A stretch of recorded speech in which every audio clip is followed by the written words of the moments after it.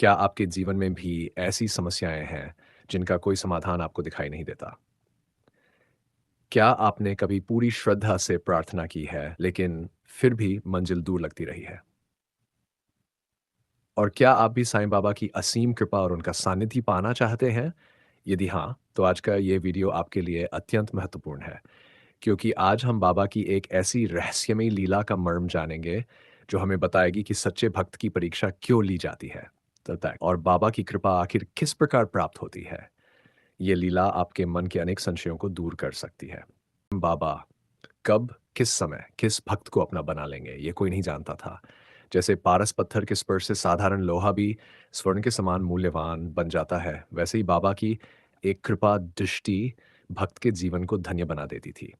और बाबा की इच्छा के बिना कोई भी उस पावन मस्जिद की सीढ़ियों पर एक कदम भी नहीं रख सकता था।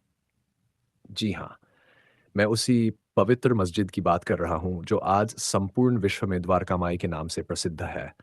और आश्चर्य की बात यह है कि ये नियम आज भी उतना ही सत्य है, जितना बाबा के समय में था। मित्रों, साईं बाबा का पावन जीवन चरित्र लिखने वाले उनके परम भक्त श्री हेमाड पंत जी ने बाबा की लीलाओं का वर्णन वैसा ही किया है, जैसा उन्होंने स्वयं देखा, अनुभव किया और समझा था। उन्होंने बाबा की प्रत्येक लीला का अध्ययन समुद्र की अथाह गहराइयों की तरह किया था। जितना अधिक उसमें उतरते जाओ, उतने ही नए आध्यात्मिक रत्न प्राप्त होते जाते हैं। आज हम उनके द्वारा वर्णित श्री साईं सच्चरित्र के 11वें अध्याय में वर्णित बाबा की एक अद्भुत लीला का श्रवण और मनन करेंगे। साईं सच्चरित्र की लीलाओं का पठन, पाठन, अध्ययन और मनन भक्तों की मानसिक और शारीरिक व्यथाओं को वैसे ही दूर कर देता है, जैसे सूर्योदय की पहली किरण घोर अंधकार को समाप्त कर देती है। बाबा की प्रत्येक लीला में कोई न कोई गहरा संदेश छिपा होता था। यहाँ तक कि उनके सहज हास्य, मजाक और सामान्य प्रतीत होने वाले वचनों में भी कोई दिव्य संकेत अवश्य होता था। बाबा कब किस भक्त को अपना बना लेंगे, ये कोई नहीं जानता था, और उनकी अनुमति के बिना कोई भी मस्जिद की सीढ़ियां नहीं चढ़ सकता था। इस सत्य का एक जीवंत उदाहरण है कल्याण निवासी मुस्लिम भक्त हाजी सिद्दीक फाल्के साहब की घटना। हाजी सिद्दीक फाल्के साहब मक्का शरीफ की पवित्र हज यात्रा पूरी करके लौटे थे। उनके हृदय में अब केवल एक ही इच्छा थी, साईं बाबा के दर्शन करने की। वे शिरडी आए और चावड़ी के उत्तरी भाग में रहने लगे।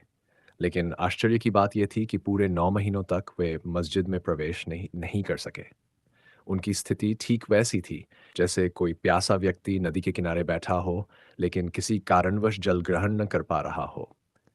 दिन बीतते गए और उनकी व्याकुलता बढ़ती गई। वहाँ के लोगों ने उन्हें सलाह दी कि वे निराश न हों और बाबा के परम प्रिय भक्त श्यामा की सहायता लें। जैसे भगवान शिव के दर्शन के लिए नंदी महाराज को प्रसन्न करना शुभ माना जाता है, वैसे ही बाबा के दरबार में अपनी विनती पहुंचाने के लिए श्यामा की सहायता आवश्यक समझी जाती थी। ये उपाय हाजी फाल्के साहब को बहुत अच्छा लगा। उन्होंने बड़ी विनम्रता और श्रद्धा से श्यामा से सहायता का अनुरोध किया। श्यामा ने भी उनके निष्कपट भाव को देखकर उन्हें सांत्वना दी और सहायता का आश्वासन दिया। एक दिन अवसर पाकर श्यामा ने बड़े प्रेम से बाबा से कहा, बाबा, आप उस सीधे साधे हाजी पर अपनी कृपा क्यों नहीं करते? अनेक भक्त आपके दर्शन करते हैं और चले जाते हैं, लेकिन इस बेचारे हाजी पर आपकी कृपा दृष्टि क्यों नहीं हो रही है? बाबा ने गंभीर स्वर में उत्तर दिया, श्यामा, तुम अभी बालक हो, अभी इन बातों को नहीं समझते। इसमें मैं क्या कर सकता हूँ? मेरे भीतर जो फकीर है, अर्थात अल्लाह, भगवान, वह अभी अनुमति नहीं दे रहा है। उसकी इच्छा के बिना कोई भी इस मस्जिद की सीढ़ियां नहीं चढ़ सकता। लेकिन श्यामा भी प्रेमवश आग्रह करते रहे। उन्होंने कहा, बाबा, कम से कम एक बार तो उसे अपने दर्शन दे दीजिए। तब बाबा मुस्कुराए और बोले, अच्छा, जाकर उससे पूछो, क्या वह कुएं के पास वाली निचली पगडंडी से आने के लिए तैयार है? श्यामा ने जाकर पूछा। हाजी साहब ने अत्यंत विनम्रता और प्रसन्नता से सहमति दे दी। बाबा ने फिर कहा, उससे पूछो, क्या वह मुझे 40,000 रुपये 10-10 हजार की 4 किस्तों में देने के लिए तैयार है? हाजी साहब ने बिना एक क्षण सोचे उत्तर दिया, 40,000 क्यों? यदि मेरे बाबा आदेश दें तो मैं अपनी जान के साथ साथ 40 लाख रुपये भी अर्पित करने को तैयार हूं। बाबा ने तीसरी और अंतिम परीक्षा ली।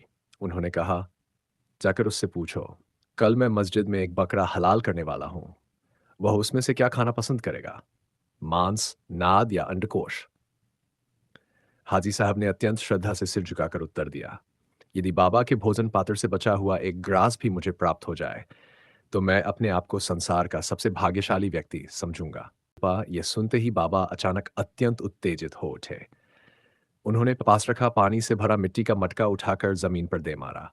मटका चकनाचूर हो गया। फिर बाबा अपनी कफनी संभालते हुए तेजी से हाजी के पास पहुंचे और क्रोधपूर्ण स्वर में बोले, तुम्हें अपनी हज यात्रा का अभिमान हो गया है। तुम हाजियों की तरह सज-धज कर घूमते हो। क्या तुमने कुरान शरीफ का सही अर्थ समझा है? तुम व्यर्थ नमाज पढ़ते हो और दुनिया के सामने अपनी श्रेष्ठता का प्रदर्शन करते हो। तुम अभी मुझे नहीं जानते। तुम मुझसे सर्वथा अनभिजी हो। बाबा का ये रौद्र रूप देखकर हाजी फालके साहब भयभीत हो गए। लेकिन वास्तव में ये क्रोध नहीं था, ये बाबा का दिव्य आशीर्वाद था। जैसे सुनार सोने को शुद्ध बनाने के लिए उसे अग्नि में तपाता है, वैसे ही बाबा उनके भीतर छिपे सूक्ष्म अहंकार को समाप्त कर रहे थे। कुछ ही देर बाद बाबा ने उनके लिए प्रेम पूर्वक एक टोकरी भरकर मीठे आम भिजवाए। फिर स्वयं उनके पास गए और बड़े स्नेह से उन्हें 55 रुपये प्रदान किए।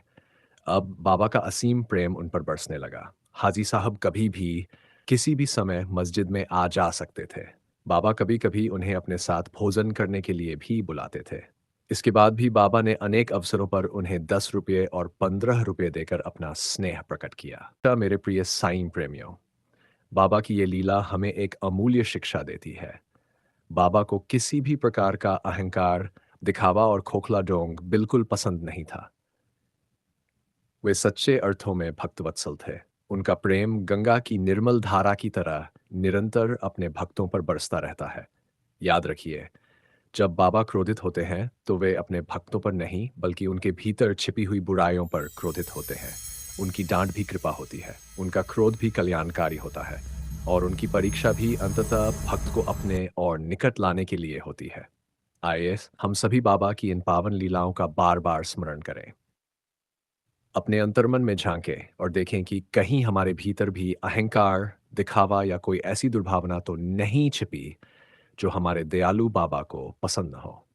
ओम साईं राम। यदि बाबा की इस अद्भुत लीला ने आपके हृदय को स्पर्श किया हो और आपको इससे कोई आध्यात्मिक प्रेरणा मिली हो, तो इस वीडियो को लाइक अवश्य करें। इसे अपने मित्रों, परिवारजनों और सभी साईं भक्तों के साथ साझा करें, ताकि वे भी बाबा की इस दिव्य शिक्षा का लाभ प्राप्त कर सकें।